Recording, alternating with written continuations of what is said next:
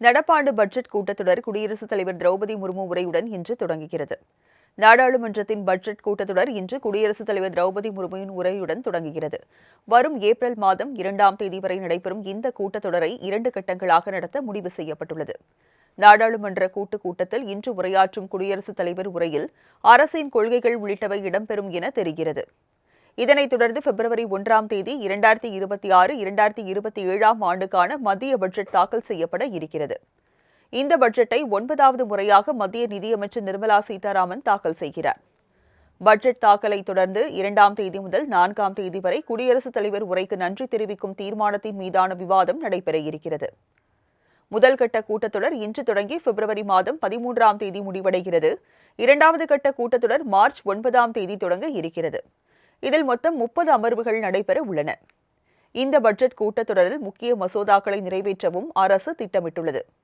இதனிடையே பட்ஜெட்டில் எதற்கெல்லாம் விலக்கு இருக்கப் போகிறது என்ற எதிர்பார்ப்பு இப்போதே மக்களிடையே அதிகரித்து வருகிறது.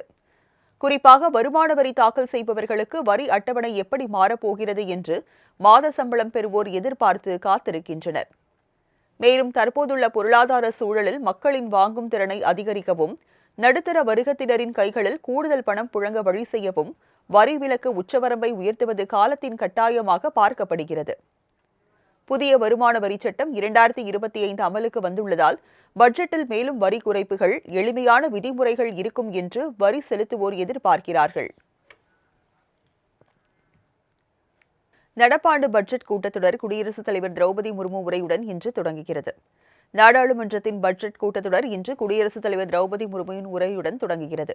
வரும் ஏப்ரல் மாதம் 2ஆம் தேதி வரை நடைபெறும் இந்த கூட்டத்தொடரை 2 கட்டங்களாக நடத்த முடிவு செய்யப்பட்டுள்ளது. நாடாளுமன்ற கூட்டுக் கூட்டத்தில் இன்று உரையாற்றும் குடியரசுத் தலைவர் உரையில் அரசின் கொள்கைகள் உள்ளிட்டவை இடம்பெறும் என தெரிகிறது.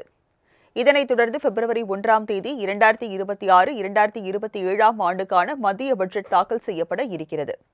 இந்த பட்ஜெட்டை 9வது முறையாக மத்திய நிதியமைச்சர் நிர்மலா சீதாராமன் தாக்கல் செய்கிறார்.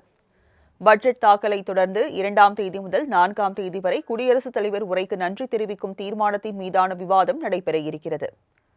முதல் கட்ட கூட்டத்தொடர் இன்று தொடங்கி பிப்ரவரி மாதம் 13ஆம் தேதி முடிவடைகிறது. 2வது கட்ட கூட்டத்தொடர் மார்ச் 9ஆம் தேதி தொடங்க இருக்கிறது. இதில் மொத்தம் 30 அமர்வுகள் நடைபெற உள்ளன. இந்த பட்ஜெட் கூட்டத்தொடரில் முக்கிய மசோதாக்களை நிறைவேற்றவும் அரசு திட்டமிட்டுள்ளது. இதனிடையே பட்ஜெட்டில் எதற்கெல்லாம் விலக்கு இருக்கப் போகிறது என்ற எதிர்பார்ப்பு இப்போதே மக்களிடையே அதிகரித்து வருகிறது. குறிப்பாக வருமான வரி தாக்கல் செய்பவர்களுக்கு வரி அட்டவணை எப்படி மாறப்போகிறது என்று மாத சம்பளம் பெறுவோர் எதிர்பார்த்து காத்திருக்கின்றனர். மேலும் தற்போதுள்ள பொருளாதார சூழலில் மக்களின் வாங்கும் திறனை அதிகரிக்கவும், நடுத்தர வர்க்கத்தினரின் கைகளில் கூடுதல் பணம் புழங்க வழி செய்யவும் வரி விலக்கு உச்சவரம்பை உயர்த்துவது காலத்தின் கட்டாயமாக பார்க்கப்படுகிறது.